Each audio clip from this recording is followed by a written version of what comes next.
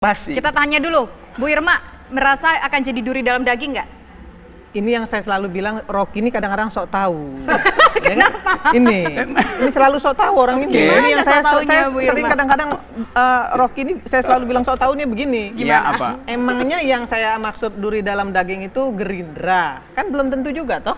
Oke, tapi ada yang duri dalam daging ya. Satu. Kita dengar dulu Bang Rocky. Yang kedua, kenapa Nasdem harus misalnya berada di luar untuk bisa menjadi kontrol sistem yang efektif terhadap pemerintah Pak Jokowi? Nggak perlu. Kami berada di dalam aja kami selalu melakukan kontrol sistem yang efektif kok terhadap Jokowi.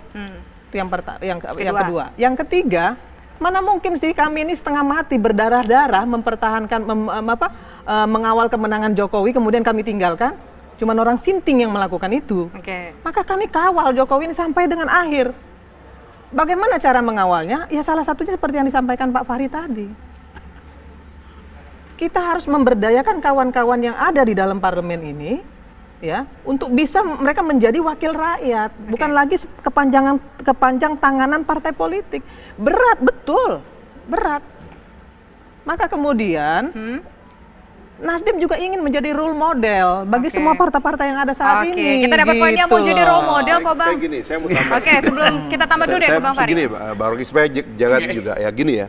Kalau sekedar pertemuan para pimpinan parpol itu, saya ingin membuka satu yang juga menjadi perdebatan. Karena itu saya sendiri tidak mempersoalkan pertemuan para pimpinan parpol. Sewaktu draft Undang-Undang MD3 itu diajukan, ada rapat pimpinan dan rapat Badan Musyawarah di DPR. Di antara argumen yang diajukan adalah Presiden merasa cemas dengan perpecahan yang ada di kalangan masyarakat. Lalu kemudian dia ingin, karena dia menyetujui itu, tiba-tiba Presiden menyetujui perubahan Undang-Undang MD3. Karena itu kan nggak bisa langsung berjalan kalau Presiden nggak tanda tangan. Perubahan Undang-Undang MD3 itu cuma satu pasal kok, yaitu pasal yang mengatakan seluruh pimpinan partai politik akan duduk sebagai wakil ketua Majelis Permusyawaratan Rakyat. Di situ termasuk PKS. Makanya waktu ditanya, argumennya apa ini Presiden kok cepat setuju? Presiden memikirkan satu rekonsiliasi pada periode kedua. Sebenarnya itu sebenarnya karena itu partai politik gak usah ngotot dulu untuk seolah-olah pertemuan dengan partai itu dianggap sebagai satu persoalan. Kalau menurut saya ya nanti persoalannya bukan bertemu dengan partai, tapi persoalannya di sini adalah bagaimana nanti masyarakat melihat rodanya pemerintahan demokrasi. Kepentingan masyarakat itu kan di situ nanti, apakah wakil rakyat ini didikte oleh partai politiknya untuk selalu setuju dengan apa yang dikatakan Presiden? Kan itu problemnya nanti. Saya tuh terus terang ya, saya ingin mengajak kita untuk memotong sesuatu yang lebih substantif. Menurut saya kritik Nasdem ini, menurut saya kalau ini benar-benar merupakan suara partai, itu luar biasa. Ini harus kita terima sebagai satu kritik yang positif. Bahwa anggota DPR jangan didikte oleh pimpinan partai politik. Walaupun nanti bersama begitu, jangan sampai anggota DPR didikte oleh pimpinan partai politik. Bang Rocky, lanjutkan tadi menjawab Ibu Irma. Bang Rocky dianggap so tahu nih Bang. Saya bukan sekedar so tahu, saya super tahu.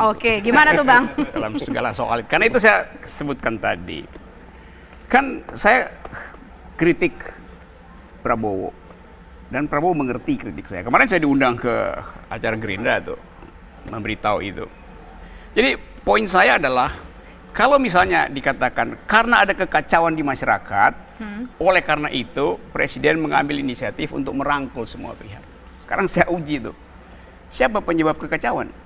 Ibu Irma tadi bilang mau jadi role model. Justru karena tidak ada role model di dalam politik, masyarakatnya kacau. Kalau ada role model, dia tahu role sebagai oposisi, role sebagai kekuasaan, kan jelas kan? Jadi karena bertukar-tukar role, maka publik jadi bingung apa sebetulnya role modelnya. Saya anggap bahwa sebaiknya Pak Prabowo di luar kekuasaan. Kenapa? Karena dia pinter, cerdas, dia punya seluruh konsep bernegara. Sehingga kalau terjadi kekacauan atau sebut aja crack dalam kekuasaan, ada oposisi yang menampung suara publik. Tapi Pak Prabowo bilang, oke, saya mau menyumbang konsep itu pada kekuasaan. Oke, saya bilang nggak ada soal. Mungkin dia terlalu banyak berlebih cerdasnya, dia mau nyumbang sebagian pada kekuasaannya. Oke aja, nggak ada soal. Tapi bagi saya anggap bahwa itu adalah pertimbangan pragmatis tuh. Dari segi etika politik tetap nggak boleh, karena itu saya tetap mengatakan saya beroposisi, walaupun saya nggak punya partai. Pragmatisnya untuk kekuasaan? Jelas, kalau nggak pragmatis, pasti dia menghormati semacam psikologi publik yang menghendaki ada oposisi. Oke, kita tanya nih, di sini ada perwakilan Gerindra, pragmatis untuk kekuasaan atau menghormati? Sebelum itu pihaknya? saya mau jawab dulu tuh, duri dalam daging. Oke, jawab dulu deh soal duri dalam Kalau dagingnya. dagingnya daging manusia memang bikin bengkak, Iya. daging sapi benar. Tapi kalau duri dalam daging ikan, harus ada durinya ikan, kalau nggak bisa berenang. Dia penghafal nama ikan juga. Ya. Jadi seperti itu, ya kan? Nah, sebenarnya kan yang tadi saya jelaskan, bahwasanya di konstitusi kita ini tidak mengenal yang namanya oposisi, gitu loh. Kita buat dulu aturannya, itu bahwa kalau pilpres presiden yang kalah, partai yang kalah, monggo oposisi. Jadi jelas, kayak misalnya di Amerika kan, jelas 2 partai kan. Nah sekarang yang berkuasa siapa? Republik, kalian oposisi.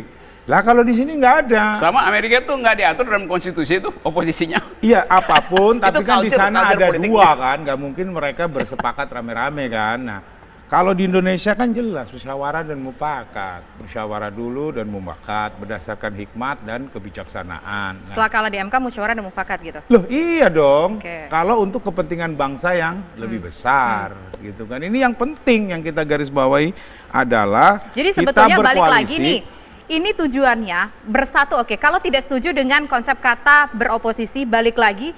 Sebetulnya kalau menjawab pertanyaan Bang Rocky tadi, sebetulnya ini lebih kepada keputusan ini lebih kepada pragmatis untuk kekuasaan atau justru tidak untuk mengakomodir kekuasaan. keinginan di bawah. Tidak untuk kekuasaan, kita akan tetap membantu, ya kan. Tapi kalau, ya kan, masa kita membantu presiden tapi kita nggak dikasih posisi, Nah. nah kapan kita terlihat untuk bisa membantunya? Nah, untuk Oke. melihat bahwa Partai Gerindra ini membantu pemerintah, ya bukan di luar legislatif ya, adalah ya dikasih posisi, jadi biar terlihat membantunya lah. Kalau nggak ada jabatan menterinya di situ, Oke, Gerindra baik. namanya Nah, ini nggak artinya gini, bantu. kalau Sedikit. nanti Bu Irma.